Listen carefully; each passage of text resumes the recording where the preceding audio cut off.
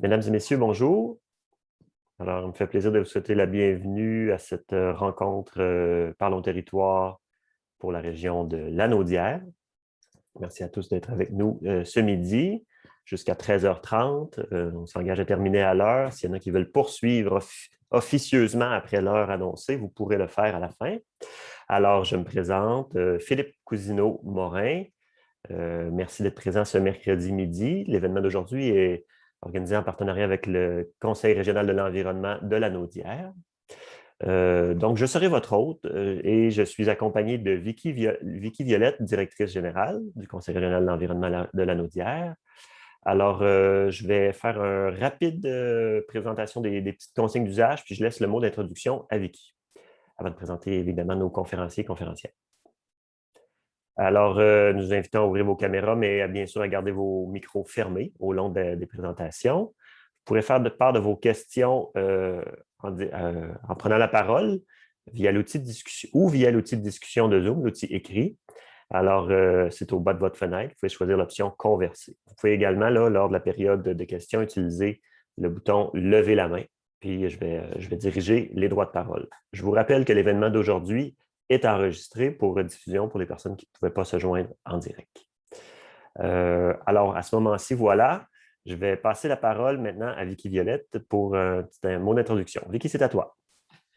Oui, bonjour. On est honoré de vous voir en si grand nombre aujourd'hui. L'aménagement du territoire, c'est un enjeu qui est très important pour nous. On est une des régions où la croissance démographique est la plus élevée.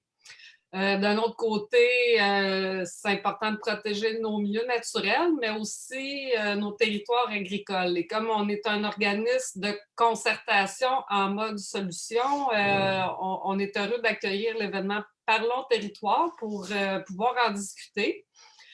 On le voit aussi avec la pandémie qu'il y a de plus en plus de gens qui veulent habiter la Naudière et du même coup, on voit l'importance de nos milieux naturels. On a besoin de cet accès-là pour notre santé. Même chose par rapport à l'autonomie alimentaire. Donc, nos terres agricoles sont super importantes. Et aussi, face au changement climatique, pour s'adapter et lutter contre les changements climatiques, on a besoin de tout ça. Donc, comment est-ce qu'on peut accueillir les gens qui veulent venir dans la Naudière tout en préservant ou même restaurant des milieux naturels et nos terres agricoles? Je vous invite à la discussion avec nous là, après avoir entendu nos panélistes. Donc, merci encore et bienvenue. Merci, merci Vicky. Alors, je vais maintenant souhaiter la bienvenue à nos trois conférenciers aujourd'hui. Il y a avec nous Anne-Céline Guyon de Nature Québec. Bonjour Anne-Céline. Bonjour. Il y a Martin Lapointe de la MRC L'Assomption. Bonjour Martin. Bonjour à tous. Et il y a Mireille Asselin, qui est architecte et également conseillère municipale. Et tu nous présenteras également tes divers chapeaux lors de ta présentation. Bonjour Mireille. Bonjour. Alors, bonjour. Je mets la table, je vous explique pourquoi on se rencontre aujourd'hui, pourquoi nous parlons de territoire, puis ensuite on passe à la portion conférence, puis la dernière section sera les commentaires. On va réfléchir ensemble en groupe, essayer de sortir des bonnes idées, parce qu'on parle aujourd'hui de la démarche qui est une démarche du gouvernement du Québec, plus spécifiquement du ministère des Affaires municipales, qui s'appelle la Conversation nationale sur l'urbanisme et l'aménagement des territoires. Alors, depuis en janvier dernier, le gouvernement a annoncé la tenue de cette consultation-là qui vise à revoir si le cadre d'intervention sur nos territoires est à jour au Québec, notamment là, parce qu'on est, Vicky en a parlé, mais aussi parce qu'on est 40 ans après plusieurs lois phares, que ce soit celle sur la protection des territoires et des activités agricoles ou celle sur l'aménagement et l'urbanisme. Alors, l'activité d'aujourd'hui est une activité de l'Alliance Ariane qui, donc, l'objectif, c'est de vous informer sur cette conversation-là gouvernementale, mais également de réfléchir, de trouver des pistes d'action par rapport aux interventions territoriales. Et je vais vous partager mon écran pour vous présenter en une diapositive un peu qu'est-ce que ce à quoi nous invite le gouvernement dans sa démarche. Alors, je fais ça à l'instant. Je pense, est-ce que comme ça, vous voyez en plein écran? Voilà. Alors, La démarche du gouvernement, donc Conversation nationale sur l'urbanisme et l'aménagement du territoire, souhaite donc à son échéance une grande démarche de consultation de plus d'un an qui souhaite à son échéance donc mettre en place une stratégie qui va probablement amener des changements législatifs, des changements de programme, des changements de politique. Il y a à l'intérieur de la démarche 5 grands thèmes qui sont discutés. La gouvernance, bien sûr, sur le territoire, le pouvoir de municipalité, de l'État, du privé, etc., la participation publique, la croissance urbaine, les milieux de vie, la ruralité et finalement les finances et fiscalité. Et là, tous ces thèmes-là se sous-divisent également en différents thèmes. Donc, ce sont des choses dont on peut parler aujourd'hui. Il y a 4 étapes, si on veut, là, un portrait de la situation, des orientations, rédaction et une publication. On est déjà à l'étape des orientations, c'est-à-dire que pour la partie consultation citoyenne qui arrive un peu au milieu de ces 4 étapes-là, il y aura des documents. Là. Il y a déjà et il y aura d'autres documents sur lesquels vous pouvez vous pencher. Et il y a divers mécanismes de consultation, c'est-à-dire qu'il y a un comité d'experts sur invitation, il y a eu des laboratoires universitaires, il y a une consultation spécifique aux Premières Nations, mais il y a également ce qui nous intéresse, donc une consultation publique qui n'est pas ouverte encore, qui ouvrira vraisemblablement à la fin de l'été. Donc, pour le mois d'août et septembre, vous serez invité là, à déposer vos avis si vous le souhaitez ou à partager vos positions sur les grands enjeux d'urbanisme et d'aménagement du territoire, qu'ils soient chez vous ou qu'ils soient pan-québécois. Excusez-moi, je suis allé assez rapidement. Je vais juste fermer mon partage d'écran et bon, vous dire que donc nous sommes là pour parler de territoire et que si vous suivez nos activités, celles de l'Alliance Ariane, vous aurez également les informations sur les prochaines étapes. Alors, les conférencières aujourd'hui vont vous parler un petit peu de leur expérience, de leur point de vue, de leur lecture et du pourquoi, effectivement, on doit avoir cette discussion sur une stratégie nationale en aménagement du territoire et de l'urbanisme. Mais après, ce sera à vous, là, lors de la période de discussion, d'aller un peu plus loin, de voir ce qui vous intéresse là-dedans, qu'est-ce qu'on devrait questionner, qu'est-ce qu'on devrait mettre sur la table et qu'est-ce qui fonctionne aussi, puis qu'est-ce qui fonctionne moins. Voilà, je pense que je suis allé rapidement, mais nous sommes prêts, si vous êtes d'accord, à passer aux conférences. Alors, nous allons débuter avec Anne-Céline Guillon. Anne-Céline, qui est détentrice d'une maîtrise en anthropologie de l'Université Laval, a commencé son parcours en lutte au changement climatique comme coordonnatrice au Front commun pour la transition énergétique, ainsi qu'au Pacte pour la transition. Et elle est aujourd'hui, puis je crois que c'est assez récent, chargée de projet climat chez Nature Québec et s'occupe entre autres du projet En mode solution nature, là, qui aura des interventions sur votre territoire. Alors, Anne-Céline va nous présenter cela. La parole est à toi. Oui, merci Philippe. Bonjour tout le monde. Donc, je vais vous partager mon écran. C'est correct? Ça fonctionne. Parfait. Je me mets en mode présentation. Parfait. Donc oui, bonjour tout le monde. Merci d'être présent donc, à cet atelier. Merci de l'invitation de la part de l'Alliance Ariane et du Creux de la Naudière. Une conversation effectivement pour une future politique de l'aménagement du territoire essentielle à avoir au Québec à l'heure actuelle pour différentes raisons. Celle que moi je porte plus particulièrement en ce moment, c'est celle de l'impact de l'aménagement du territoire sur la question des changements climatiques, à la fois dans la lutte au changement climatique, mais également dans l'adaptation nécessaire, puisque malheureusement, n'ayant pas agi assez vite, les impacts se font déjà ressentir, même au Québec. Donc, vraiment, à travers la présentation que je vais vous faire, vous montrer à quel point une partie des solutions sont dans la nature et donc c'est essentiel de prendre en compte aussi cet aspect-là, la protection des milieux naturels, de nos écosystèmes, dans la question de l'aménagement du territoire. Voilà. Donc la nature, écoutez, c'est plus qu'un tiers de la solution.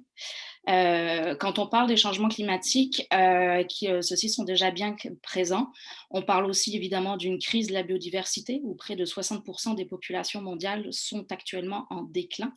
On peut observer les conséquences donc, de ces crises déjà dans nos quartiers, sur nos territoires, dans nos municipalités, dans nos régions en général. Et on peut trouver des exemples visibles de ces bouleversements partout au Québec.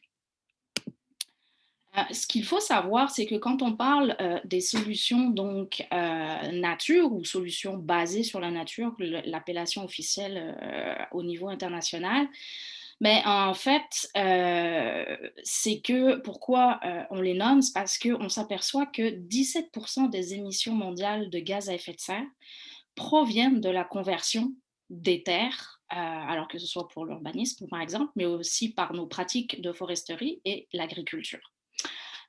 Donc, c'est vraiment essentiel de prendre en compte ces facteurs-là pour comptabiliser correctement nos émissions de GES et voir comment mieux éviter ces émissions, mieux les capter et les stocker.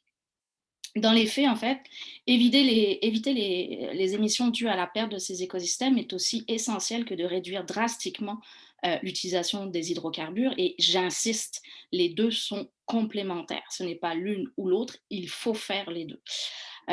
Donc une conservation accrue de la forêt, tout comme un changement de régime forestier et de meilleures pratiques agricoles, peuvent se traduire dans des diminutions importantes de nos émissions de gaz à effet de serre et dans une augmentation de notre capacité à les capter et à les stocker.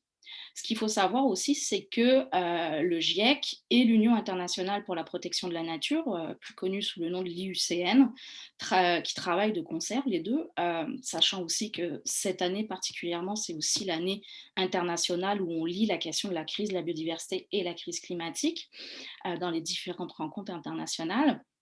Eh ben, les estimations de ces deux grandes entités montrent que les efforts de conservation de la nature peuvent représenter à eux seuls jusqu'à 37% de l'effort nécessaire pour réduire nos émissions de gaz à effet de serre de 55% d'ici 2030.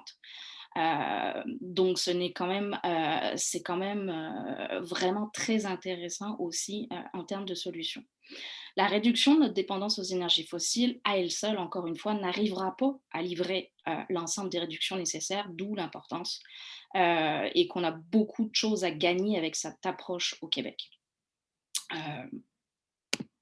Voilà. Alors, qu'est-ce que les solutions basées sur la nature, plus exactement, fondées sur la nature ou les solutions nature pour aller plus vite?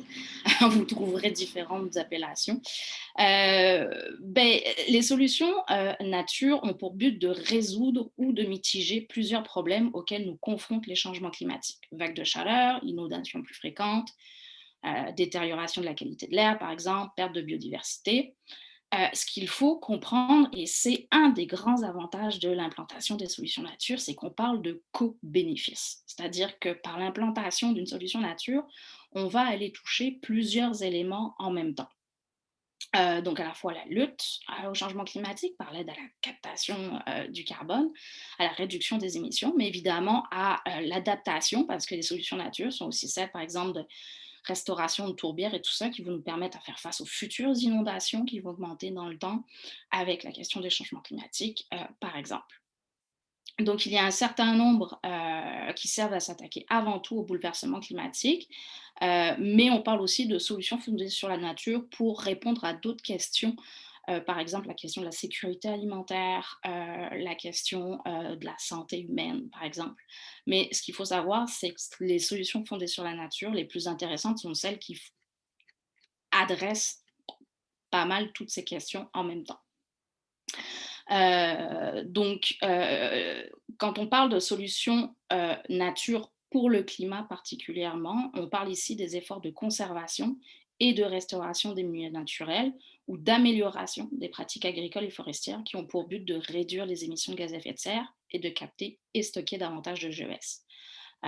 Encore une fois, nous devons bien compter d'abord ce qui est évité comme émission, ça c'est l'essentiel, et ensuite, s'il y a lieu, l'augmentation de la capacité de captation et la rétention du carbone.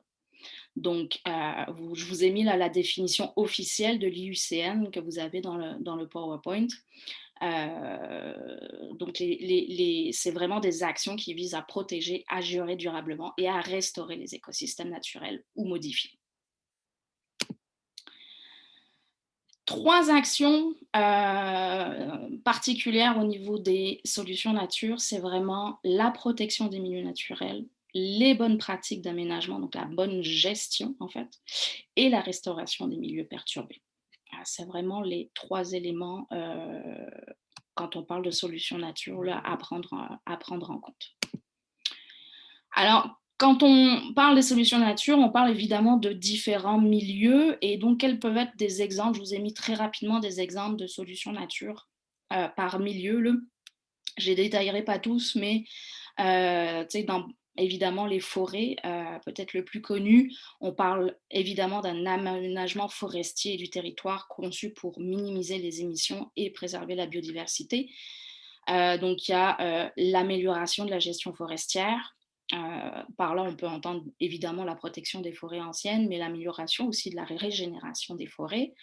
On parle aussi d'éviter la conversion des forêts, donc les garder, les laisser en place. Augmentation du couvert forestier urbain aussi, donc ça c'est important à prendre en compte, notamment pour nos villes, et la restauration du couvert forestier de manière plus générale. En termes de milieu humide, on parle d'éviter les conversions des tourbières et des zones humides.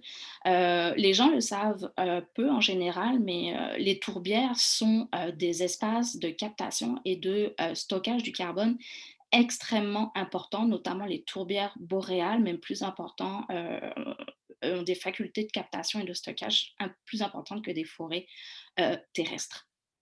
Éviter la perte des herbiers marins, là aussi, on y pense peut-être peu, mais il y a des exemples, notamment en Nouvelle-Écosse, où on a implanté des solutions nature parce qu'en protégeant une plante marine le long des côtes de Nouvelle-Écosse, on s'est aperçu qu'à la fois ça aidait l'économie locale parce que c'était des milieux, des habitats essentiels pour certaines espèces de poissons et le homard essentiel à l'économie de la pêche de la région, mais également parce que ces herbes-là captent aussi et stockent de manière extrêmement intéressante le carbone.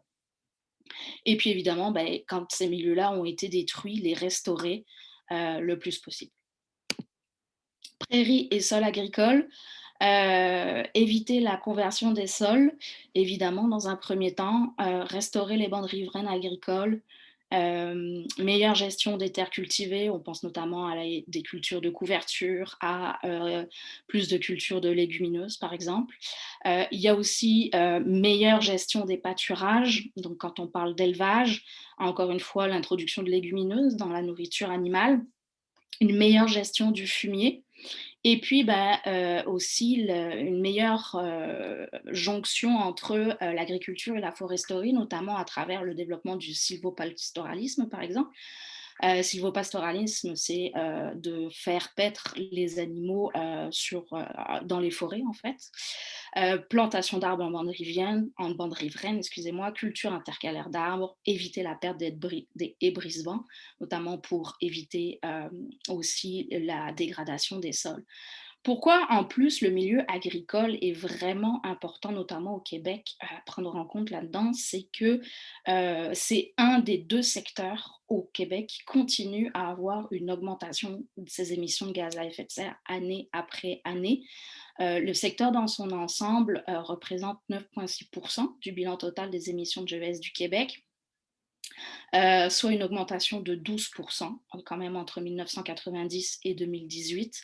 L'autre secteur étant évidemment le transport.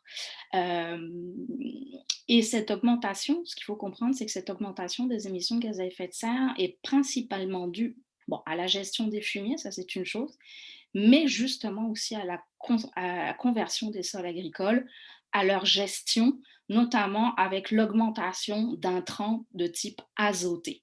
Et juste en termes d'augmentation d'émissions de gaz à effet de serre, le secteur agricole, c'est vraiment la gestion des sols représente à elle seule 24,7% d'augmentation des GES de ce secteur-là dans les dernières années.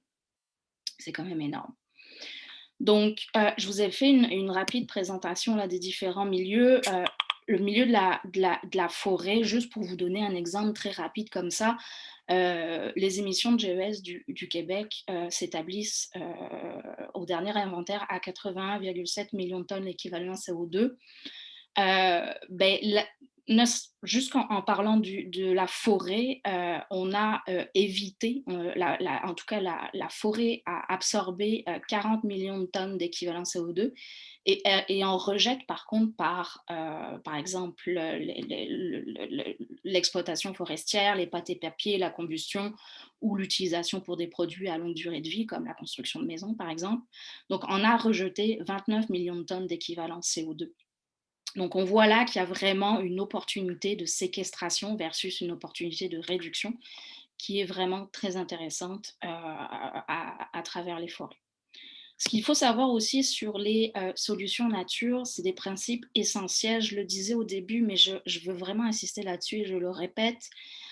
Les solutions nature ne sont pas un substitut à l'élimination rapide des combustibles fossiles et ne doivent pas retarder les mesures urgentes visant à décarboner nos économies.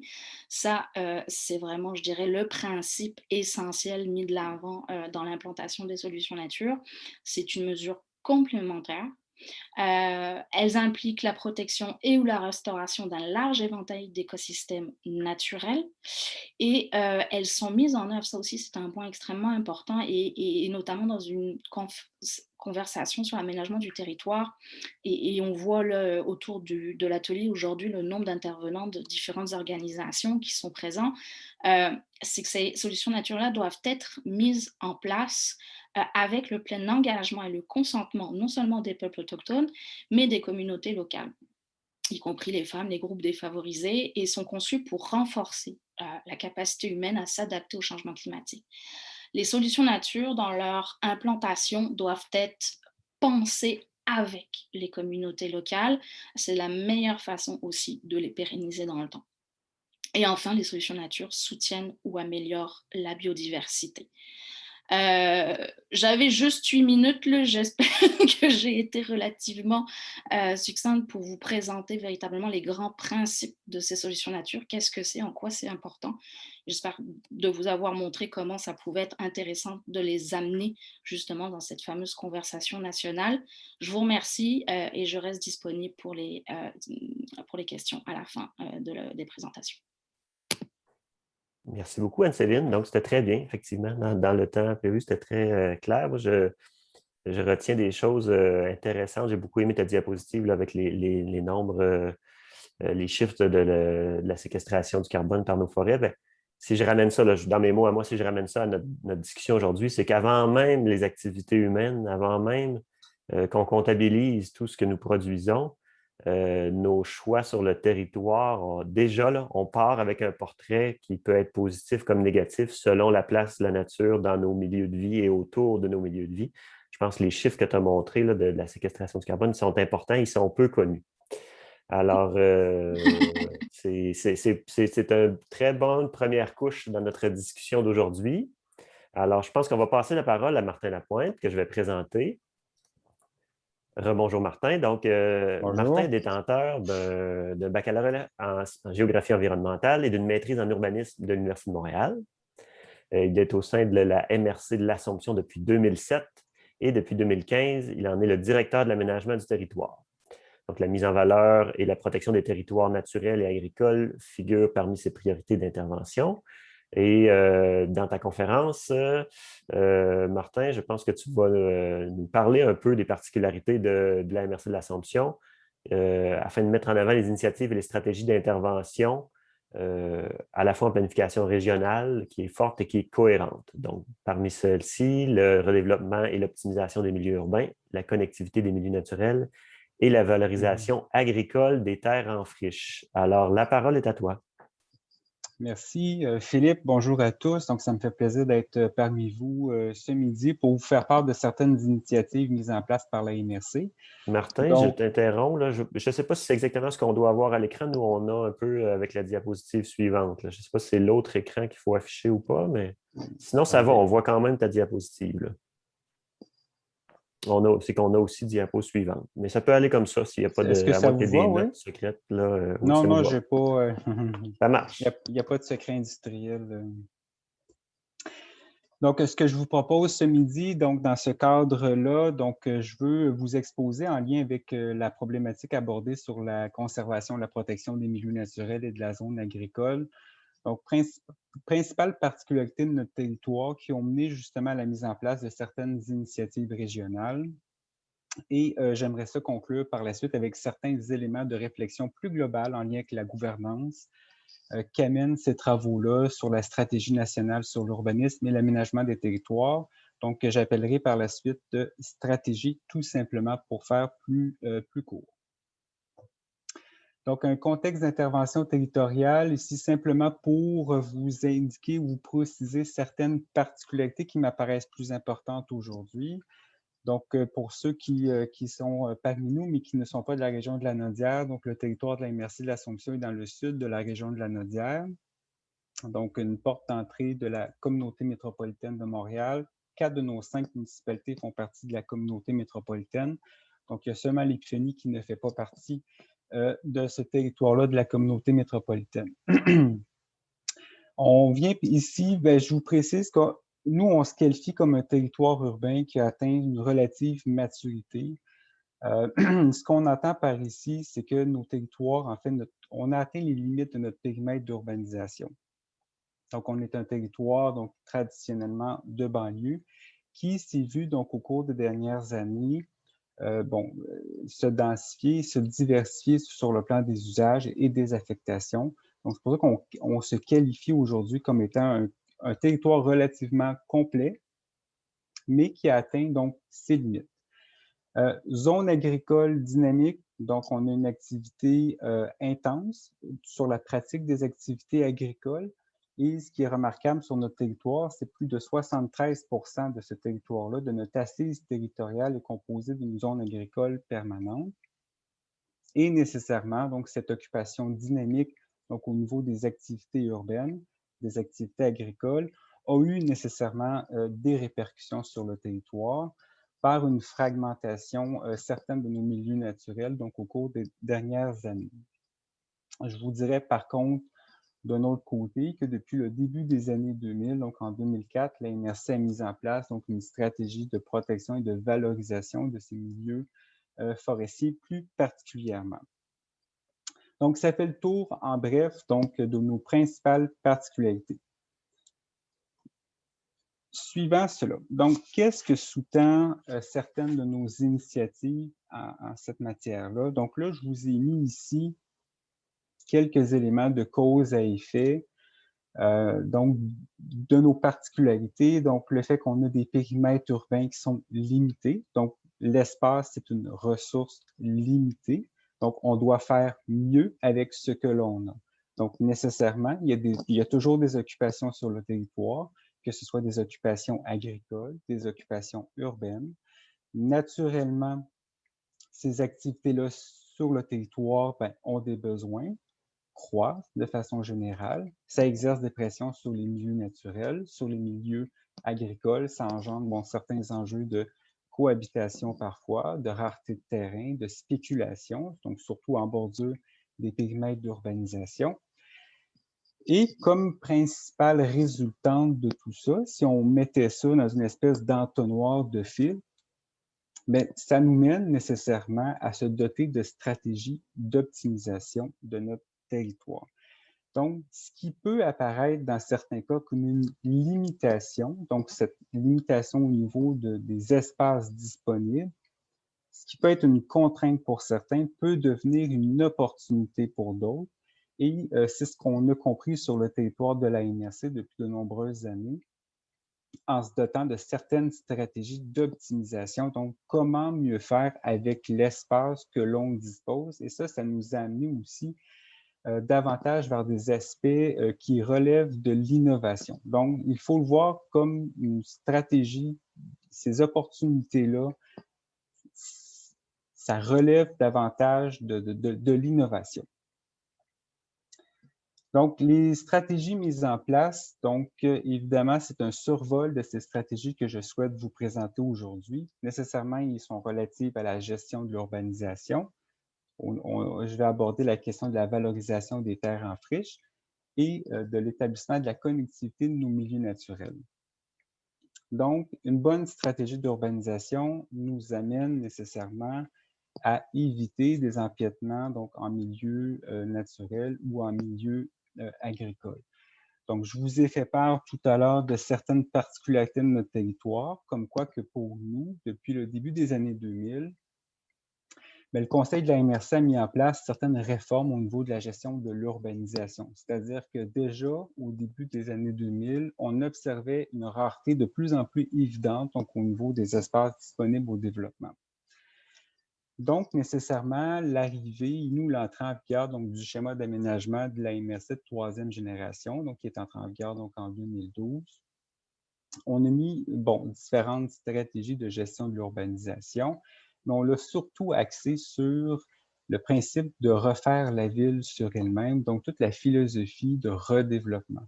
Donc, et d'optimiser donc à la fois les espaces à vocation urbaine, mais aussi les espaces à vocation économique. Quand on parle de densification, oui, la densification, mais ce qu'on précise, c'est une densification intelligente de nos milieux de vie. Pourquoi intelligente de nos milieux de vie? Parce que la densification ne doit pas se faire n'importe où et n'importe comment non plus, parce qu'à l'inverse, ça pourrait créer d'autres types d'enjeux. Et en vue de la révision prochaine, nous, de notre schéma d'aménagement, donc une démarche que l'on devrait entamer donc l'année prochaine, c'est surtout, on va entamer la question de la planification par corridor de transport et tous les aspects de la mobilité durable que cela implique. Donc, je le répète, on est vraiment dans un changement de paradigme. Donc, on dit qu'on se développe maintenant autrement. Si on prend pour acquis que le territoire est une ressource limitée, il ne faut pas s'attendre à toujours à ce que la ville s'étale justement sur des terres ou dans les milieux naturels. Stratégie de valorisation des terres en friche. Donc, oui, on a une zone agricole qui est ultra dynamique. Les pratiques culturelles se font de façon intensive. Alors, pourquoi tenter d'optimiser cette occupation du territoire-là? Malgré justement le fait qu'on ait une zone agricole dynamique, relativement homogène, il y a certains secteurs qui sont caractérisés par des friches, entre autres par des propriétaires spéculateurs, donc en marge des périmètres d'urbanisation, donc des terres que l'on observe en friche. Donc, ce qu'on a fait au cours des dernières années, pour favoriser la valorisation de ces terres-là à des fins agricoles. Donc, il y a eu tout un inventaire sur les terres en friche qui a été réalisé. Pour certaines d'entre elles, il y a l'analyse du potentiel agronomique qui a été faite. Et par la suite, on a classifié justement le potentiel de valorisation de ces terres en friche-là, donc potentiel de remise en culture, de reboisement, d'agroforesterie. Mais plus récemment, donc avec la mise en place d'une zone d'innovation sur le territoire de la MRC, donc la zone d'innovation ACTEC, qui est en agriculture, ça nous amène aussi à pousser la réflexion vers l'agriculture de demain et l'innovation en agriculture. Enfin, une des stratégies qui est en cours d'élaboration, qui est liée justement à l'obligation qu'ont toutes les MRC au Québec d'élaborer des plans régionaux sur les milieux humides et hydriques, nous, c'est qu'on va étendre cette planification régionale-là vers l'ensemble de nos milieux naturels. Hein? Donc, on a fait état tout à l'heure de certaines particularités de nos milieux naturels, des enjeux de perte de biodiversité ou de fragmentation des écosystèmes nous amènent à mieux réfléchir justement cette question-là de protection et de mise en valeur, donc par des analyses de connectivité afin d'améliorer justement donc la qualité de nos habitats et de la valeur de nos écosystèmes. Donc, ça, c'est une démarche qui est en cours donc, actuellement. Donc, via ces différentes stratégies d'optimisation du territoire-là, ben, certains éléments nous apparaissent fondamentaux dans toute cette question-là de planification, que ce soit une planification donc, par le schéma d'aménagement de la MRC ou par des planifications sectorielles, donc comme les plans régionaux sur les milieux humides et hydriques, les plans de développement de la zone agricole. Donc, c'est quoi le point de départ de tout ça, en fait? C'est si on place le territoire donc, au centre de nos préoccupations, c'est sûr qu'on peut mieux connaître notre territoire, mieux planifier ce territoire-là et mieux intervenir sur le territoire. Puis ça, c'est une boucle sans cesse. Donc, c'est tout un processus donc, itératif. Et je vous rappelle que ce point de départ-là, ce point de réflexion qu'on a eu à la MRC, c'est vraiment de par les particularités de notre territoire. Quand un territoire est acculé au pied du mur, il n'y a pas le choix de mieux réfléchir à son utilisation et donc d'acquérir un certain niveau de connaissance, puis par la suite, avoir de meilleures planifications territoriales et des meilleures stratégies d'intervention pour mieux faire avec l'espace que l'on dispose. Enfin, je vais compléter avec cet élément-là ici. Donc, quelques éléments de réflexion en lien avec la stratégie nationale sur l'urbanisme et l'aménagement du territoire. Donc, si on considère que cette stratégie-là va nous amener éventuellement à une espèce de contrat territorial en toute cohérence, c'est ma perception de la chose, de cette bébête-là, de la stratégie. Donc, nécessairement, ça nous amène à traiter de partenariat. De partenariat, pourquoi? Parce qu'on le voit, l'aménagement du territoire, c'est une responsabilité politique au Québec, mais c'est aussi une responsabilité partagée entre plusieurs acteurs. Donc, que ce soit le gouvernement du Québec, les communautés métropolitaines, les MRC, puis les municipalités locales. Donc, on doit avoir un partenariat fort dans lequel on doit avoir, suivant cette stratégie-là, donc une espèce de partage cohérent et clair aussi, pas seulement des responsabilités, mais aussi des pouvoirs. Il ne faut pas toujours parler de responsabilités confiées au milieu municipal, mais aussi de pouvoirs. Et ces pouvoirs-là, ces nouvelles responsabilités à venir, doivent nécessairement être suivis d'un processus de reddition de comptes et d'imputabilité des élus à l'égard de l'aménagement du territoire. Pour moi, le processus de reddition de comptes, ça apparaît ultra important dans le cadre de cette démarche-là. Donc, quand on fait référence à des processus de monitorage, donc de nos outils de planification, pour vraiment s'assurer que les objectifs, que les orientations ont été atteints, on doit nécessairement se doter d'indicateurs de suivi et de meilleurs plans d'action. Chose qui nous est apparue aussi récemment, c'est toute l'importance d'accorder justement pour certains enjeux, notamment la gestion de l'urbanisation ou la protection des milieux naturels. Il y a certains de ces enjeux-là d'aménagement du territoire qui dépassent le cadre de nos simples territoires de MRC ou une municipalité. Donc, comme attente ou comme élément de réflexion que je vous propose, est-ce qu'on ne devrait pas améliorer certains mécanismes pour améliorer la prise en compte justement des planifications des territoires limitrophes? Et pour moi, ce qui m'apparaît aussi cohérent dans cette démarche-là d'aménagement du territoire, c'est les processus de révision ou de mise à jour de nos outils de planification. En fait, on voit certaines limitations ou certains retards dans le cadre de révision ou de modification. Pour moi, ce qui apparaît important, c'est que ce mécanisme de modification ou de révision de schéma devait être nécessairement attaché au processus de monitorage et de suivi de nos outils de planification, de manière à avoir une espèce de, pas en termes de coercition, mais en fait, c'est ce qu'il faut éviter, c'est d'intervenir à la pièce sur le territoire sans considération d'ensemble.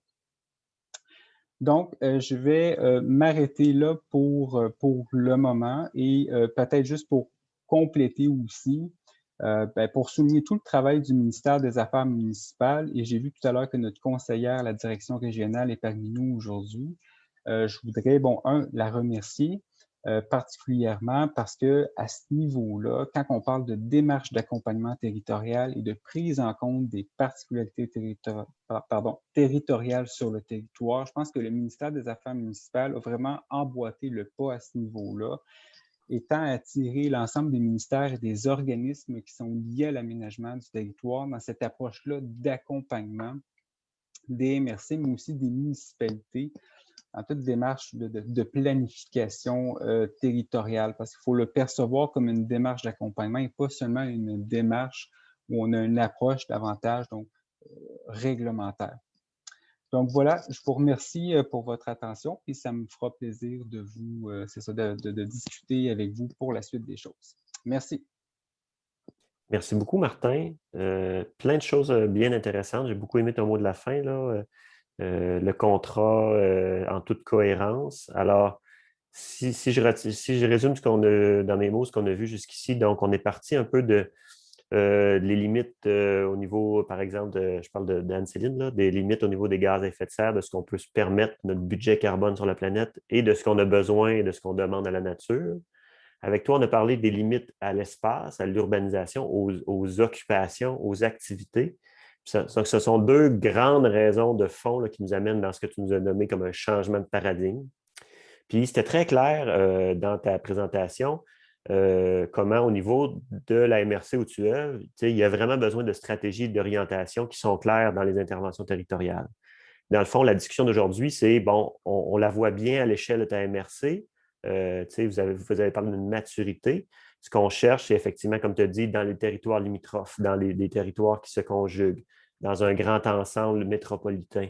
Fait qu'il y a la question de l'échelle. Après ça, bien sûr, la question de la reddition de comptes, mais donc la question de la cohérence. Fait que je voulais juste, moi, c'est ça que j'avais noté qui était intéressant, c'est que de dire, on est capable probablement de le faire bien fonctionner à une échelle existante MRC, mais ce n'est pas nécessairement l'échelle qui peut toujours répondre à tous les enjeux qu'on doit traiter, notamment à notre époque. Fait que, on va y revenir dans la période de questions. Puis je pense que pour ce faire, on va prendre une dernière présentation avec Mireille Asselin qui va aussi nous amener peut-être un peu plus concrètement sur le terrain dans les changements qui doivent s'opérer dans différents secteurs. Alors, Mireille, je vais d'abord te présenter. Merci d'être avec nous. Mireille est architecte et elle a conçu plus de 4000 projets. Elle s'implique en développement durable donc depuis 35 ans en menant des projets LEED, des projets de nouveau climat, des projets net zéro, dont elle a reçu un prix en 2015 pour le premier projet de multilogement net zéro au Canada. Elle a reçu le prix de l'IDU, donc l'Institut du développement urbain, en 2012 pour un projet de développement durable et en conception intégrée pour la rénovation du bâtiment de Moisson-Montréal. Et dans ses divers chapeaux, elle est également membre du conseil d'administration du Conseil régional de l'environnement de la Naudière, présidente de l'Assomption en transition, rédactrice du projet Québec Zen du Front commun pour la transition et conseillère municipale à Saint-Alphonse-Rodriguez. Alors, je vais te laisser compléter s'il y a d'autres chapeaux dont tu veux nous parler, puis présenter ce que ton expérience peut nous inspirer. La parole est à toi, Mireille.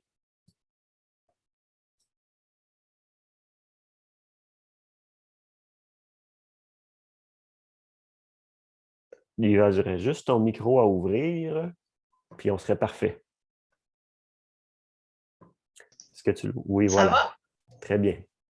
OK.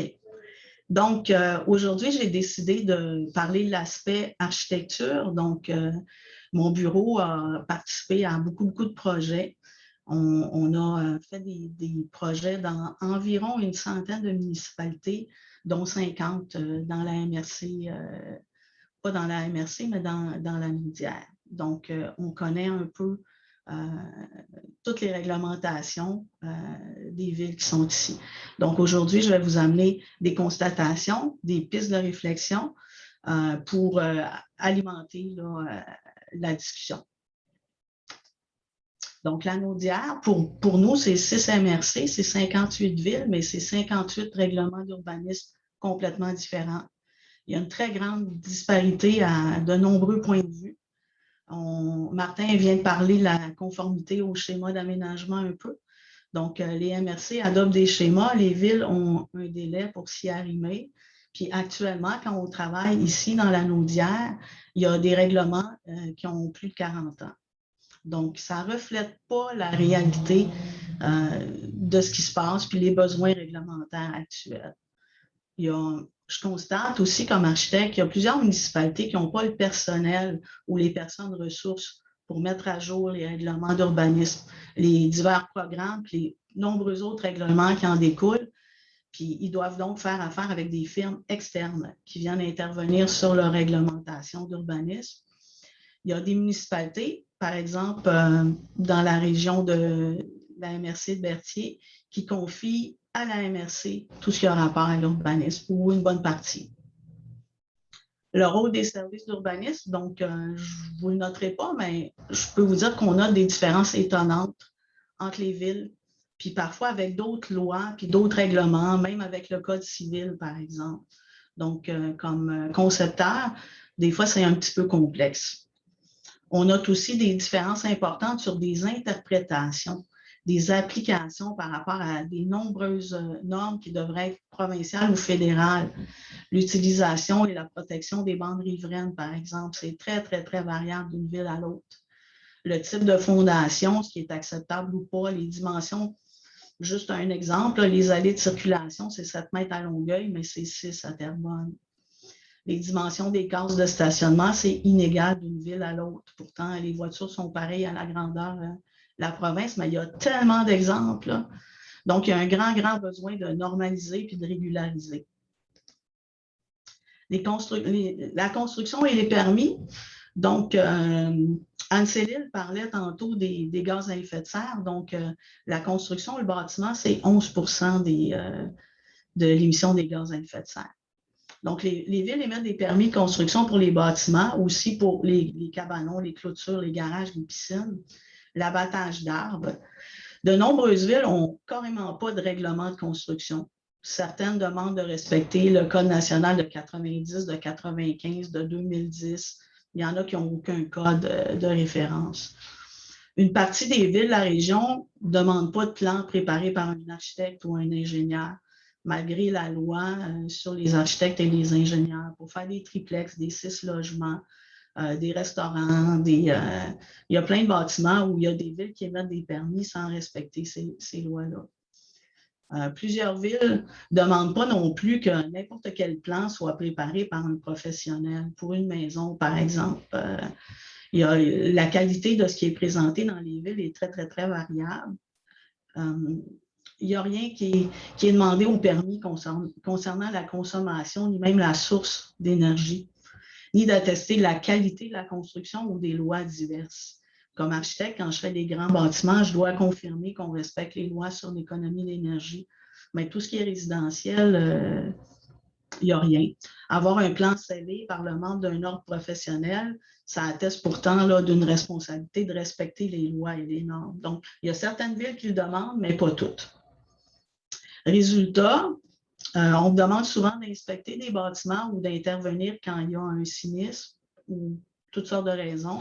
Donc, beaucoup de constructions sont mal construites, sont surtout mal isolées, ne répondent pas au code d'économie d'énergie ou ont d'autres lacunes qui font baisser la valeur, la pérennité ou qui augmentent indûment la consommation énergétique, les coûts d'entretien puis les dommages à l'environnement.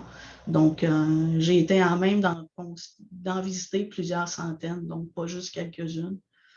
Ça va de la résidence qui n'a pas de fondation ou qui n'est pas isolée, jusqu'à la construction qui est construite sur des sols instables, dans la nappe phréatique, avec des escaliers non conformes, des chambres sans fenêtres. La question que je me pose, c'est lorsqu'il y a des inspections qui sont faites pour évaluer pour les taxes, des évaluations, pourquoi on n'a pas un niveau rehaussé d'examen pour signaler certaines de ces choses-là? C'est une question. Les PIA, les programmes d'implantation et d'intégration architecturale, c'est un outil de travail important et fantastique pour les concepteurs, mais aussi pour les comités d'urbanisme, pour évaluer les projets qui sont présentés avec le cadre de l'application des programmes. Les programmes ne sont pas toujours bien compris, ne sont pas toujours appliqués. Puis bien que ce soit très subjectif, les interprétations et les commentaires qu'on reçoit portent à questionnement des fois. C'est un outil, je pense, à bonifier pour juger la qualité d'un projet, puis surtout son intégration à son environnement. Il y a d'autres outils qui permettent de mieux intégrer un projet particulier dans son cadre bâti, son environnement, son voisinage, puis une vision à long terme, donc du développement, de l'utilisation du terrain. Les PPC-MOI, donc les projets particuliers de construction, de modification ou d'occupation d'un immeuble. Nous, on a eu beaucoup l'occasion d'utiliser ces programmes-là. Ce type d'approche, ça a permis d'implanter des projets qui n'étaient pas permis tels quels au zonage et d'optimiser l'utilisation du site. Donc, l'utilisation de ces outils-là, c'est un plus pour améliorer l'intégration et le respect de ce qui est déjà là, des voisins aussi. On devrait d'abord commencer par penser à ce qui est avant ce qui sera. Préservation et entretien du patrimoine architectural. Je me suis permis d'écrire « Oh boy ». Donc, c'est très inégal comme préoccupation d'une ville à une autre. La difficulté actuellement que moi je vois, on me demande beaucoup d'analyser puis de juger, donc comme architecte. Il y a une nouvelle loi provinciale, justement. Elle n'est pas comprise ni interprétée de la même façon dans toutes les villes de la région ou en dehors de la région. Donc, je suis intervenue il n'y a pas longtemps à Gatineau. Les villes n'ont pas les moyens pour évaluer, analyser, documenter le patrimoine bâti qui est sur leur territoire. Ça prendrait des moyens, des ressources, des guides. Ils ne les ont pas actuellement. On leur a donné une loi à appliquer, puis je constate qu'ils n'ont pas les moyens pour le faire. Les villes demandent depuis peu parfois une lettre d'architecte, donc concernant la valeur architecturale, quand une personne demande de la démolir. Donc, pas avant, c'est quand arrive le temps de la démolition, puis c'est dans l'urgence. Aussi, on demande une évaluation des coûts de remise en état du bâtiment. De façon générale, les villes dans la région vont autoriser la démolition quand le coût des travaux dépasse la valeur du bâtiment. Suggestion. Évaluation et documentation du patrimoine architectural, des programmes de subvention et d'entretien aussi. Préservation, mise en valeur des noyaux villageois, constatation. Le développement s'éloigne souvent à l'extérieur du noyau villageois. Ça tend à dévitaliser les centres comme les centres-villes, les noyaux. Donc, les centres commerciaux, par exemple. Il y a plein d'exemples dans la Naudière, là, entre autres beaucoup dans la MRC l'Assomption. Pourtant, des noyaux villageois bien entretenus, animés, occupés, augmentent la qualité de vie, le développement durable. Souvent, on n'a pas besoin de voiture, c'est le spot pour l'achat local, la culture. C'est accessible à tous, les enfants, les adultes, les familles, les aînés. Il devrait se développer en milieu de vie durable, inclusif et adapté. Les villes qui ont des programmes de subvention, des PIA qui sont plus serrés, des règlements d'affichage bien pensés, qui sont assistés par des organismes qui les aident à entretenir et préserver en ayant une vision pour réparer la trame urbaine ou la compléter. Ceux qui sont plus proactifs ont plus de succès, qui gardent davantage leurs résidents et leurs commerçants. Une lacune que je souligne dans plusieurs villes et villages du coin, c'est de penser à la place publique. Donc, quand un village se développe, à un moment donné, on oublie ces espaces-là.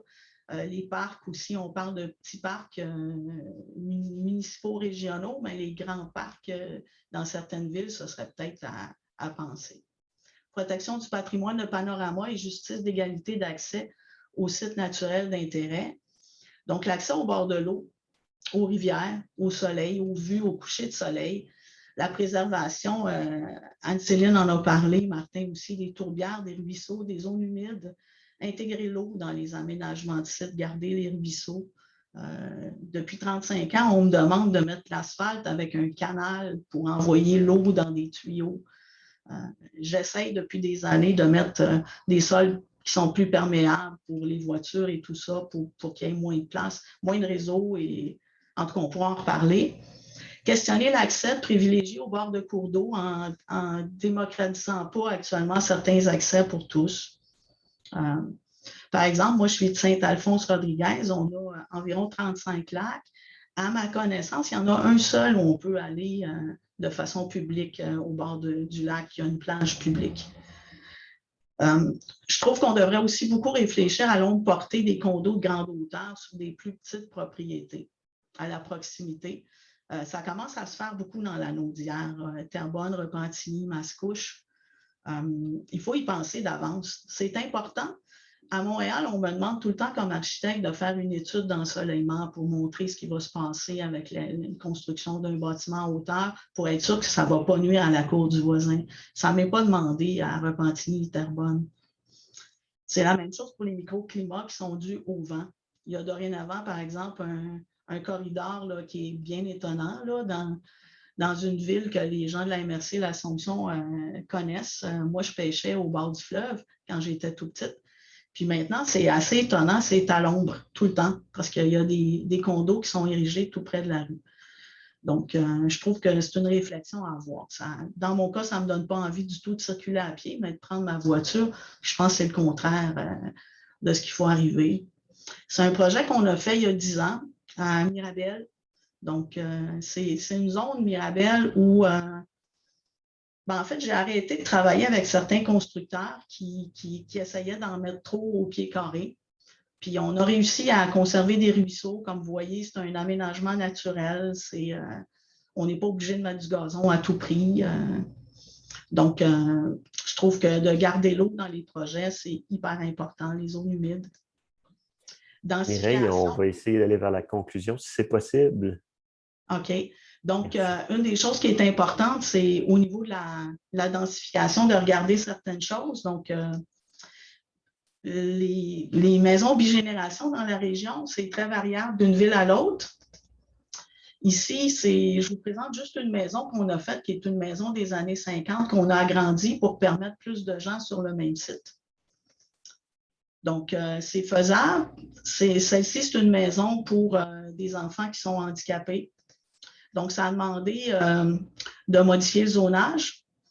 Puis, c'est assez important au niveau de la densité que les règlements puissent permettre la bigénération, les maisons secondaires dans une cour. Souvent, les problèmes qu'on a, c'est que ça demande 2 stationnements de plus pour le logement d'appoint. Puis, on n'a pas de place, puis c'est encore des autos, puis les gens ne les ont pas. Donc, il y a un arrimage à faire des règlements au niveau de l'urbanisme. Je suggère 2 documents que je connais bien. Donc, la feuille de route pour le Québec ZEN qui amène beaucoup de solutions et une politique d'architecture. Donc, les documents de Québec ZEN. Juste une petite question que je demande, c'est au niveau de quand on fait les évaluations pour établir le taux de taxation d'une maison, pas le taux, mais le montant des taxes. Il y a des inspections qui sont faites à chaque fois. Puis je me demande si on ne pourrait pas bonifier les informations qui sont récoltées lors de ces inspections-là. Donc, merci beaucoup. Puis, je suis disponible donc, pour les questions. Merci beaucoup, Mireille. Alors, merci de nous partager ta riche expérience. À chaque exemple, on en apprend sur les défis qui sont les tiens au quotidien, mais qui, dans le fond, ça fait la suite de ce qu'on a vu comme présentation antérieure, c'est de dire le besoin de modernisation du cadre d'intervention sur le territoire, donc des règlements se fait sentir très fortement. Et donc, on est à la recherche de la cohérence, que je reprends le mot de Martin, on est à la recherche de la cohérence, sans parler nécessairement, le but, ce n'est pas de l'homogénéisation non plus, mais c'est que ça prend une flexibilité d'intervention, alors que les pouvoirs publics, eux, ont un territoire défini, mais toi, comme professionnel qui interagit dans le privé, tu es appelé à intervenir partout et à adapter, à innover partout, mais là, il y a des contraintes, il y a des barrières. Je ne sais pas si je veux juste vérifier si on a réussi à arrêter le partage d'écran pour passer à la section... bon, nous revoici. Pour passer à la section discussion. Alors, je vais ouvrir les micros. Je rappelle, vous pouvez utiliser à la fois la réaction « lever la main » pour que je puisse vous donner les tours de parole qu'on va noter. Et également, s'il y a moins d'interventions, je lirai à voix haute ce qui est sorti dans la conversation écrite. On est à la recherche de vos réflexions, de vos bonnes idées, un peu dans justement, quel est le cadre d'intervention territoriale. On peut parler de tous les thèmes dont on a identifié au début, là, à la fois la croissance urbaine, la ruralité, la fiscalité, la gouvernance. Je pense qu'on va y aller un peu au feeling. Habituellement, ça marche bien dans notre série d'événements. Alors, allons-y. Je vais donner la parole à Chloé Fredette. Fredette, la parole est à toi. Oui, bonjour. Merci beaucoup pour l'opportunité et merci aux conférenciers. C'était très intéressant. Moi, j'aimerais, dans le fond, ça va être un commentaire, mais j'invite évidemment les panélistes là, à élaborer sur ce sujet-là si ça les intéresse ou s'ils ont des réflexions par rapport à ça. Moi, dans le fond, mon sujet d'intérêt dans cette grande étude-là, cette consultation-là, ce sont les infrastructures végétalisées et les phytotechnologies. Donc, on parle de la stabilisation des berges et des sols par des techniques végétales, les biorétentions, les jardins pluviaux pour la gestion des eaux pluviales, les toits et les murs végétalisés, etc., etc. Et je trouve qu'ils, malheureusement, sont un peu oubliés des fois du discours. On parle souvent des milieux naturels, des milieux urbains aménagés, mais les infrastructures végétalisées sont vraiment au milieu de tout ça, puis vont pouvoir aider à vraiment plusieurs niveaux. Donc, plusieurs enjeux qui ont été discutés aujourd'hui ou plusieurs points qui ont été discutés aujourd'hui. Donc, on parle de solutions basées sur la nature. Bien, les IV en font partie.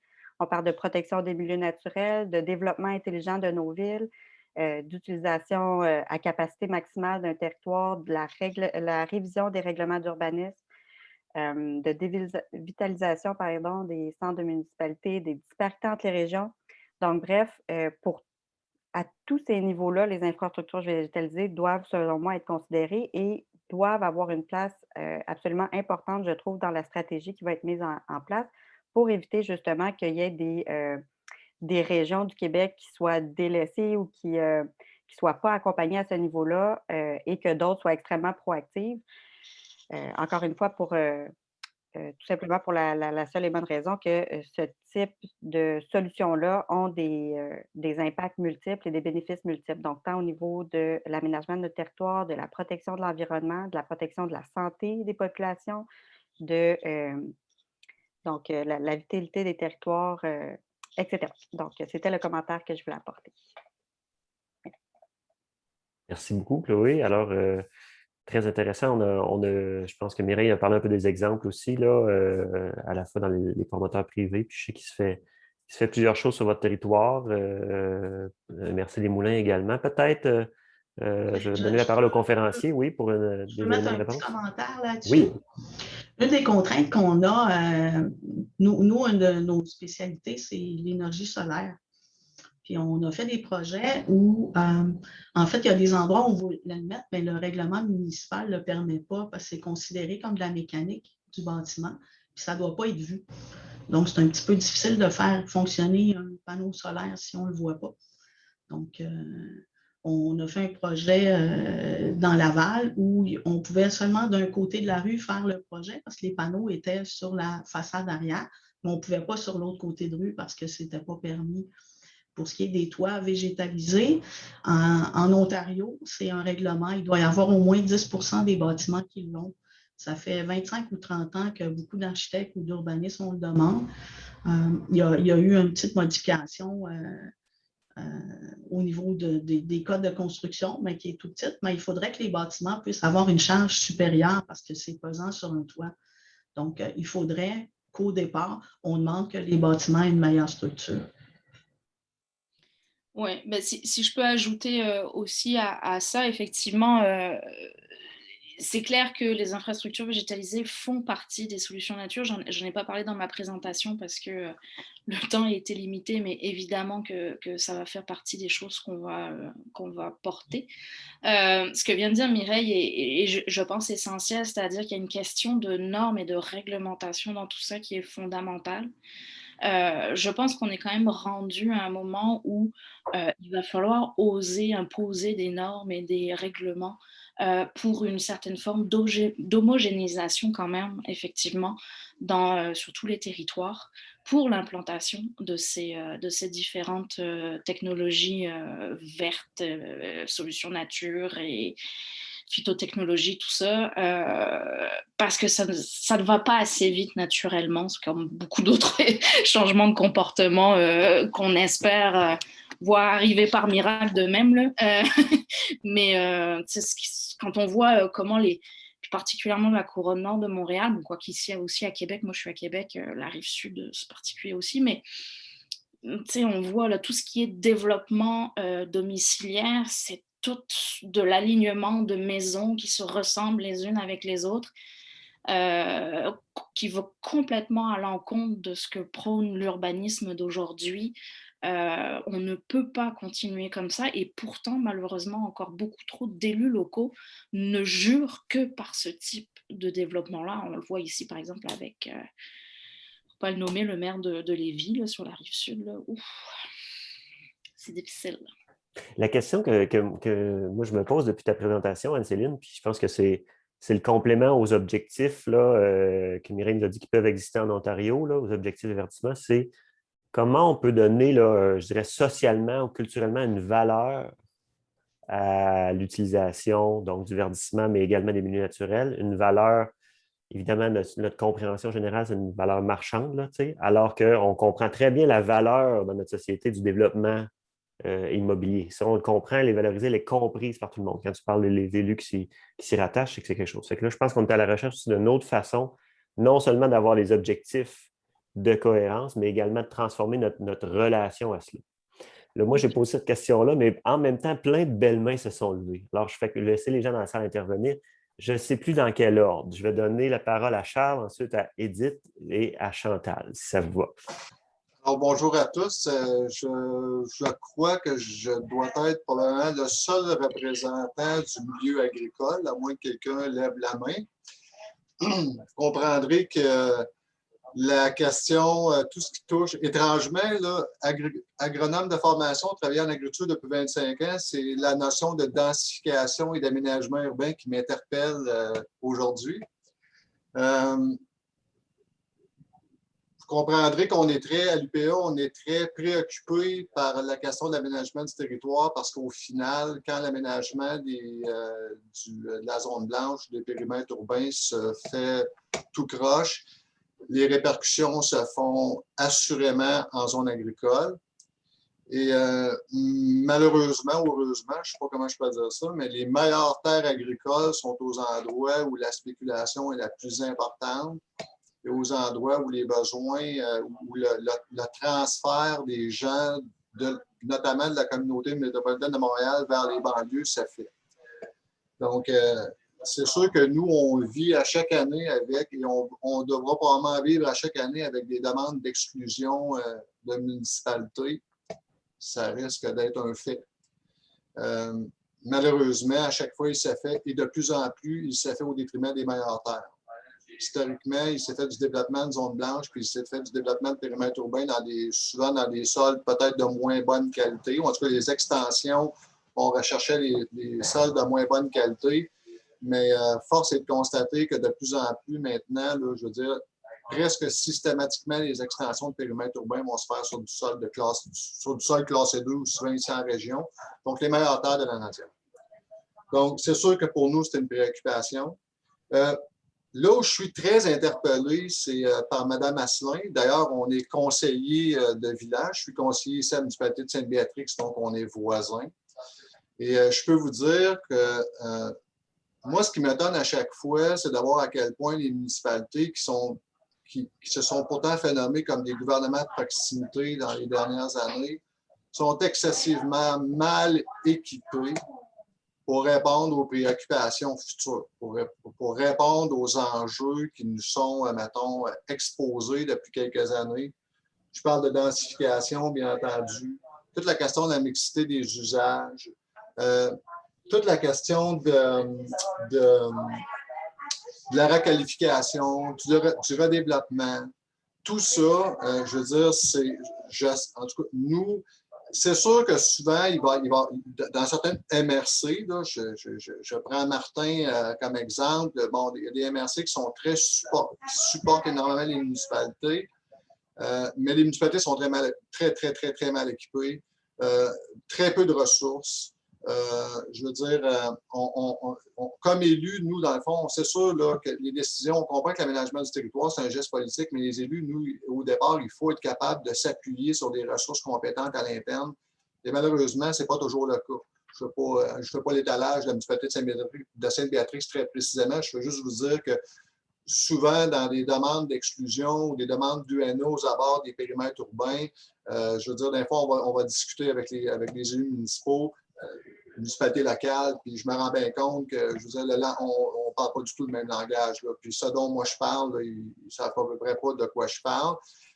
Et donc, ça, c'est un problème. Je veux dire, on a donné beaucoup de responsabilités aux municipalités et on leur a donné très peu de moyens. Donc, ça se fait souvent là, à la pièce, là, un peu. Donc, ça m'interpelle énormément. J'allais dire aussi, dans un autre ordre d'idée, parce qu'on a parlé beaucoup de milieux naturels. Rapidement, s'il vous plaît, oui, Bergeron, juste pour laisser la parole aux autres aussi. Oui, en une minute. On parle aussi d'agriculture, de foresterie. Martin a parlé de milieux naturels. On rappelle à chaque fois, je pense, en tout cas, je me fais le porte-étendard des producteurs forestiers, mais on rappelle à chaque fois que l'aménagement de la forêt, ça ne veut pas dire la laisser grandir et ne pas y toucher. C'est pas ça mettre en valeur une forêt. Mettre en valeur une forêt, c'est de l'aménager. Et ça, puis on parlait tantôt vous parlez, Mme Asselin, tantôt de règlement tout azimut. ben, les règlements d'abattage des municipalités, s'il y avait un règlement qui est à peu près, qui est à peu près tout croche parce que ça a été un copier-coller, c'est bien le règlement d'abattage, puis ça ne permet pas à des producteurs forestiers de pouvoir mettre en valeur la forêt. J'arrête là. Merci beaucoup. C'était très clair, M. Bergeron. Je vois la main de Martin qui est levée. Je vais prendre les interventions des gens qui n'ont pas parlé jusqu'à date, là, puis après ça, on fera un tour. Donc, bien prendre des notes. Mais très intéressant, hein? On a votre côté professionnel dans le monde agricole qui nous dit le principal enjeu qu'on doit regarder, c'est l'étalement urbain. Ce pont-là n'est pas clair pour tout le monde. Puis deuxièmement, ça a été en filigrane de toutes les interventions aujourd'hui, le manque de pouvoir, de capacité, qu'il soit en interne, mais parfois même en externe pour les municipalités d'intervenir. C'est pour ça que j'ai parlé d'échelle tantôt aussi d'intervention. Alors, on va prendre les autres commentaires. Donc, Édith Gravel. Oui, Charles, je suis désolée de savoir que tu ne te sens pas soutenu par ta propre MRC et que tu cites des exemples d'autres. Non, mais je ne faisais pas de cas de ma municipalité particulièrement. Je m'ennuie de toi, de te voir en vrai, donc je te taquine. Je pourrais parler, je pense, pendant 1 heure, fait que je vais juste essayer de synthétiser mon cerveau. Tu sais, je pense que si cette fameuse stratégie nationale sur l'aménagement amène l'aménagement au cœur du débat, parce qu'on oublie tellement, moi je travaille dans une MRC, on oublie tellement que toute la piste, toutes les solutions aux problématiques que les panélistes ont amenées, les changements climatiques, la densité, ça passe par l'aménagement, mais notre grand malheur, c'est on dirait que nous, on est des initiés, on y croit, mais d'une façon qui m'échappe depuis maintenant 15 ans, le message ne se rend pas nécessairement. Puis je pense que souvent, ce qui nous nuit, c'est qu'en termes d'aménagement, d'urbanisme, pour les élus, beaucoup, ce qu'ils voient plus, c'est la contrainte, le règlement, le document complémentaire du schéma qui impose, qui met des balises, plutôt que de voir tout l'aspect où le schéma peut être un document de vision, de planification. Fait que j'espère sincèrement que pour mes 15 prochaines années de pratique, grâce à cette stratégie-là, puis peut-être grâce à cette conversation-là, on puisse réussir à remettre l'aménagement du territoire au centre. Peut-être, j'aime beaucoup ce que vous avez fait dans la MRC de l'Assomption, on sait bien. Le territoire avec juste comme 3-4 stratégies puis 3 piliers au lieu de peut-être vouloir ramasser la gratte sur tous les enjeux. Puis tranquillement, pas vite aussi, je pense que dans l'Assomption, vous réussissez à démontrer l'aspect positif puis l'aspect du gain dans cette réflexion-là, puis dans le fait d'avoir l'aménagement. Mais l'aménagement du territoire, ce n'est pas au cœur des préoccupations quotidiennes. Les poubelles, les loisirs, la taxation, oui, mais l'aménagement, non. Puis ça a souvent mauvaise presse à cause de l'aspect réglementaire. Je respecte, je m'arrête. Merci. C'était très clair, votre intervention. Vraiment, merci. Puis je pense que c'est vraiment quelque chose qui est mis en lumière, là, qu'est-ce qu'on fait aujourd'hui de la planification territoriale versus quelles sont les attentes des gens qui entrent dans les conseils municipaux, qui ont des obligations et des pressions citoyennes, sans nécessairement comprendre tous les enjeux de la planification. Alors, je veux juste vous dire aussi que dans la conversation écrite, il y a quand même certains points très intéressants. On n'aura pas le temps de passer au travers, mais celles et ceux qui veulent consulter. La parole serait à Chantal Lalonde. Oui, bonjour. Moi, je suis dans un domaine peut-être bien différent du vôtre. Je suis en développement social. Donc, notre rôle, nous, c'est de mobiliser les acteurs des territoires pour finalement améliorer la qualité de vie, puis de favoriser la solidarité, l'inclusion sociale. Et naturellement, on fait des liens directs avec que ce soit l'économique, l'environnement ou la culture, parce que sans un environnement sain, c'est bien de valeur, mais l'humain n'existera pas. Même si souvent, c'est lui qui scrape l'environnement. Mais en tout cas, dans le fond, juste pour revenir sur ce qu'Édith disait, je me dis que si par rapport à le message qui ne se rend pas, s'il faut ramener l'humain toujours au centre, j'ai comme l'impression que c'est les citoyens, les humains, il faut les ramener là parce qu'effectivement, si on y pense, si le message ne se rend pas, c'est parce qu'ils ne sont pas connectés sur les personnes qui vivent dans les territoires. Moi, ma préoccupation, ce que je vis ces temps-ci, c'est vraiment toute cette notion de densification. J'habite dans le sud de la Naudière, où il y a la construction de condos, des résidences de personnes âgées, en voulez-vous, en v'là, dans le milieu privé. On coupe les arbres de plus en plus. Je n'entendais pas bien la 640 quand je suis arrivée ici il y a quelques années. Maintenant, je l'entends très bien le matin, le trafic qui est là. Et sans parler d'agriculture, comme vous avez parlé tantôt. Cette densification-là amène à l'heure actuelle une surenchère, même si nos gouvernements disent qu'il n'y a pas de crise du logement. Il y en a une. J'ai l'impression qu'il y a une fracture en plus de ça qui se fait parce qu'on va avoir les maisons de 1 million ou de 500 000, même si dans le temps, elles valaient peut-être moins que ça.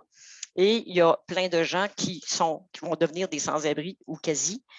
Donc, il y a quelque chose à ce moment-ci qui me fait très peur, moi, par rapport au prix des loyers et même l'acquisition d'une maison.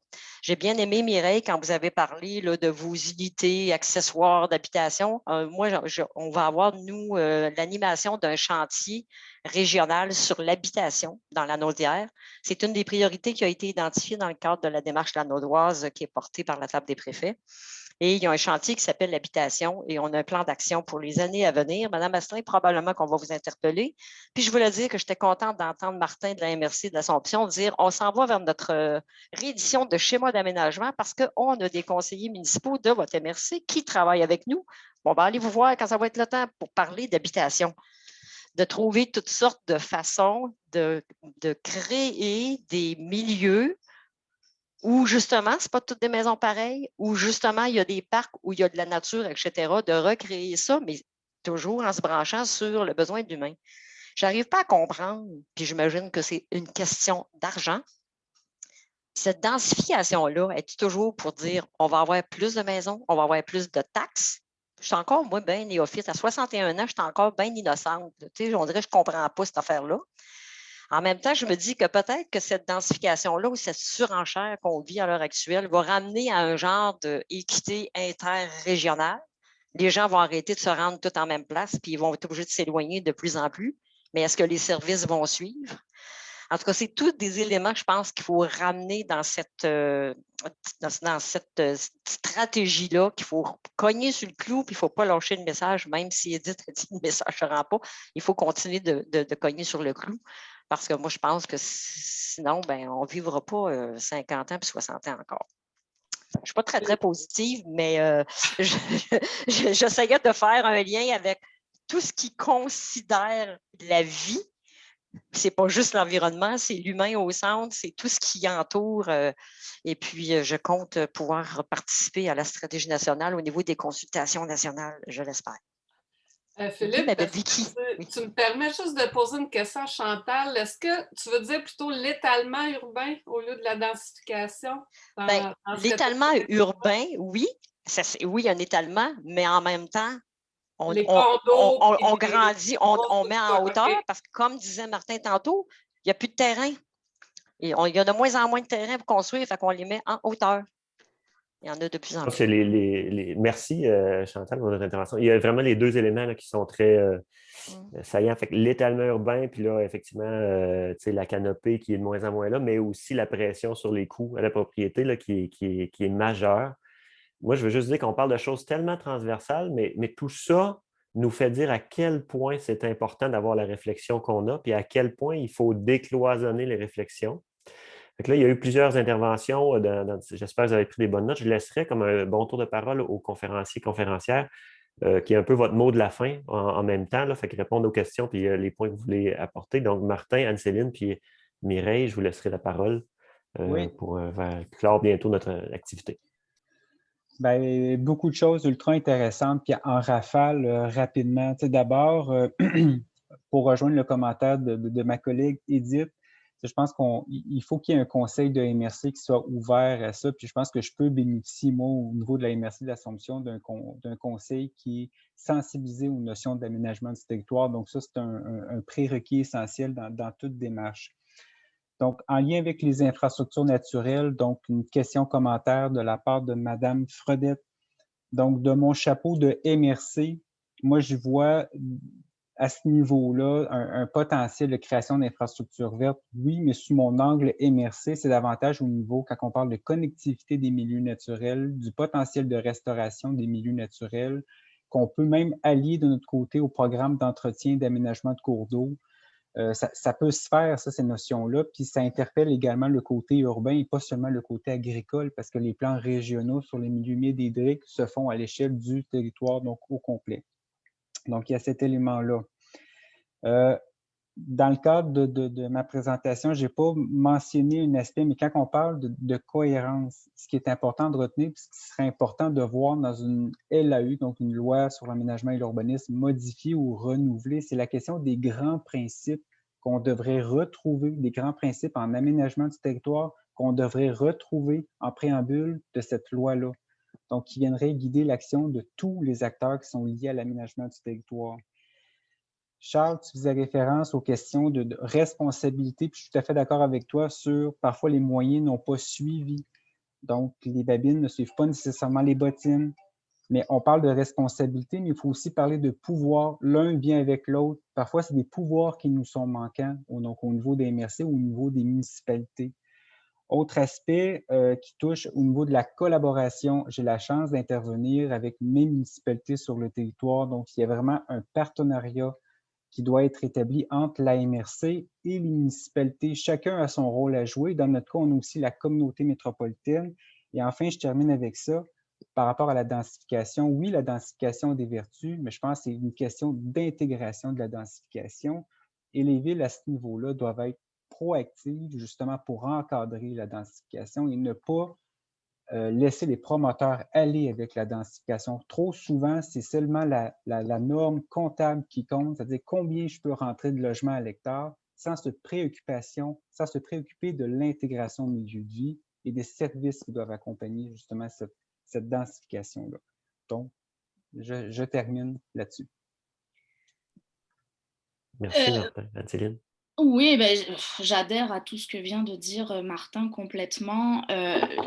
Petite précision aussi, Martin, tu sembles dire aussi que cette nouvelle réflexion que vous avez à la merci de l'Ascension a démarré avec le constat que vous arriviez aussi à la fin un peu de ce que vous pouviez faire en termes d'extension du territoire. Moi, j'ai aussi envie de dire, évitons de nous rendre là, d'avoir ces réflexions-là beaucoup plus en amont.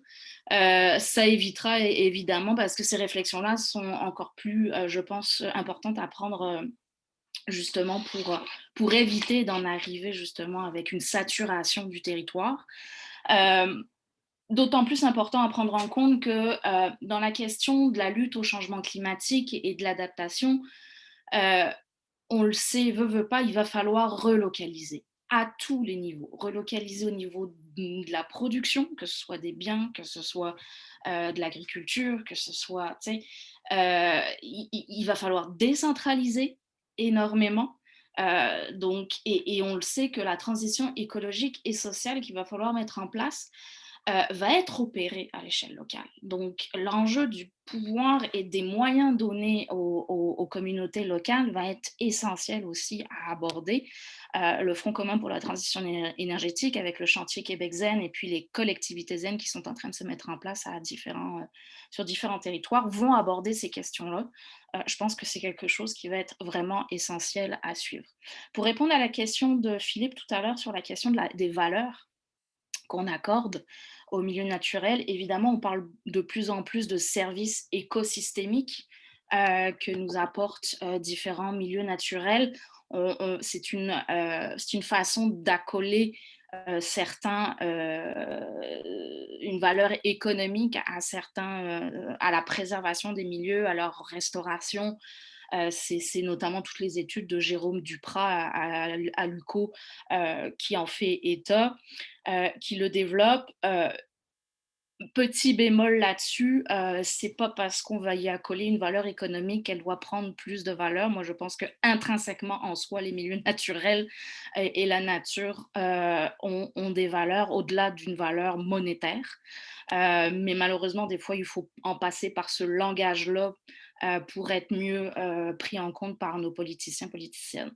Donc, il y a cet aspect-là, mais je pense qu'on l'a vu aussi avec la pandémie, les gens ont quand même réalisé l'importance de la nature, de l'accès à la nature. Maintenant, attention que cet accès-là ne soit pas juste une façon de consommer la nature comme on consomme autre chose, mais qu'il y a justement un devoir aussi de protection à avoir envers celles-ci. Écoutez, encore à Québec, ce week-end, on a vu à quel point les parcs, la manière dont les gens ont traité les parcs, dans lesquels, pour le coup, ils étaient pourtant contents d'aller. Donc, il y a aussi là un pas à faire supplémentaire pour aider à leur protection. C'est pas parce que les gens veulent y avoir accès que forcément ils comprennent l'importance de leur protection derrière. Donc, surfons sur la vague de oui, je prends conscience de la valeur de ces milieux-là pour amener les gens un peu plus loin. Et puis, c'est ça, c'est que moi, si j'ai un mot de la fin à dire, c'est que je pense que cette future politique d'aménagement du territoire, il faut, tu as commencé à le dire, Philippe, mais je pense que c'est vraiment ça qui est central, c'est-à-dire qu'il faut qu'elle soit décloisonnée. C'est une vision intégrante des éléments qu'il faut avoir. C'est pas l'urbanisation d'un côté, la densification, les milieux naturels de l'autre, c'est au contraire tout ça dans un ensemble. Il faut avoir une vision globale. Il faut développer les connectivités entre les territoires et encore une fois dans une optique où il va falloir relocaliser, décentraliser, se transporter moins, mais ça veut dire aussi développer des milieux de vie locaux. Ces dernières années, on a fait complètement le contraire. On a sorti les commerces locaux des noyaux villageois. Il faut au contraire les ramener, par exemple, pour que les gens aient de moins en moins à prendre leur voiture. C'est un élément parmi tant d'autres. Le transport, bref, avoir vraiment une vision intégrée, globalisante de tout ça, parce que sinon, on va encore passer à côté de ce qu'il faut faire. Merci Anne-Céline. On va donner un dernier tour de parole à Mireille avant de clore notre événement. Donc, évidemment, je suis tout à fait d'accord avec ce que Martin et Anne-Céline viennent de dire. Donc, c'est tout à fait dans le même sens que j'irais. Peut-être ajouter que ça doit être il faudrait être ambitieux par rapport au changement de paradigme, je pense, quand on parle d'argent tout le temps, puis comment juger et évaluer les projets toujours avec un signe de pièce. On étiquette les aliments, donc on suggère là, au Front commun pour la transition d'étiqueter les bâtiments, donc d'analyser, faire des analyses sur la durée du cycle de vie, puis de donner une valeur aux bâtiments aussi sur l'économie d'énergie qu'ils ont, pas juste sur la valeur par rapport au compte de taxes. Et puis, ça permettrait aussi beaucoup de choses par rapport aux assurances, par rapport à la revente, donc avoir un fichier beaucoup plus complet. Ça existe en Europe, en passant. Donc, ça existe déjà. Là. Je ne vous lance pas une idée que j'ai inventée qui sort de ma tête. Là. Ça sort de ce que j'ai vu ailleurs. Et puis, par rapport à l'implication citoyenne et puis au milieu de vie, je l'ai dit tantôt, les villes ici travaillent beaucoup à se revitaliser. J'interviens à l'Assomption, moi, depuis 25 ou 30 ans, à Mascouche et Terrebonne pour remettre de la vie dans les centres-villes. Donc, c'est important d'arrêter de faire des centres d'achat à l'extérieur, de loger les gens autour. Puis, par rapport à l'implication citoyenne, donc, je pense que c'est une réponse. Je suis présidente de l'Assomption en transition, donc les villes en transition, le Front commun pour la transition. Puis actuellement, il y a un mouvement qui s'appelle la vague écologiste au municipal. Donc, c'est des personnes qui se parlent actuellement pour pouvoir investir donc la politique municipale avec une vue qui est écologique. Donc, il y a beaucoup de façons de s'impliquer. Donc, c'en est une. Donc, pour changer les choses, il faut avoir le pouvoir. Donc, il faut aller chercher les postes de pouvoir. Merci, Mireille. Ces mots résolument dans l'action. Alors, justement, je donne peut-être d'autres pistes pour les prochaines actions, puis je vais demander à Vicky de fermer officiellement notre rencontre. On peut rester ensuite. Je vais juste vous repartager rapidement mon écran. Prochaines étapes, je vous l'ai dit, là, mais on a débroussaillé beaucoup de choses aujourd'hui. Si vous voulez vous prononcer officiellement dans la conversation, dans la consultation citoyenne du gouvernement, ce sera possible. Ils nous ont dit que les documents seraient disponibles en juin. Donc, vous allez sur le site du MAMACH, ministère des Affaires municipales. Il faut également suivre nos autres activités qui se poursuivent. Nous avons un événement le 1er juin qui va porter sur la thématique de la mobilité active sur le site de Parlons Territoire. Je l'ai dit, donc la consultation sera dans les prochaines semaines, les prochains mois, puis poursuivre la discussion avec le mot-clic Parlons Territoire. Et vous pouvez également revisionner cette conférence et les autres conférences que nous avons données sur notre site Web. parce que là, on a parlé de beaucoup de choses, si vous voulez creuser un sujet ou un autre. Et finalement, je pense que Vicky également va avoir quelques invitations à vous faire. Le dernier mot est à toi, Vicky. Oui, merci. Je veux remercier tout le monde, mais avant, en fait, je trouve que ça a été une discussion super enrichissante avec plein de solutions, puis où j'ai senti j'ai senti un besoin de sensibiliser puis d'amener les élus à bien saisir l'importance de ces enjeux-là. Je pense que quand on leur parle de santé, de qualité de vie, on va vraiment les chercher avec ça. C'est pas vrai que c'est juste l'argent. Ils veulent aussi attirer des gens, des familles. Donc, pour ça, c'est pour offrir une qualité de vie et c'est là que nos solutions vont venir les interpeller. Je pense que c'est important aussi d'avoir un dialogue avec nos élus, avec les candidats qui sont en train de se présenter. Et j'ai remarqué aussi que dans les communautés où il y a des groupes de bénévoles super actifs, puis qui ont l'écoute de leurs élus, qui ont un bel échange, les changements positifs viennent rapidement. Donc, c'est des petites pistes de solutions qui n'ont peut-être pas été évoquées. Fait que j'aimerais vraiment remercier beaucoup Philippe puis l'initiative Parlons Territoire.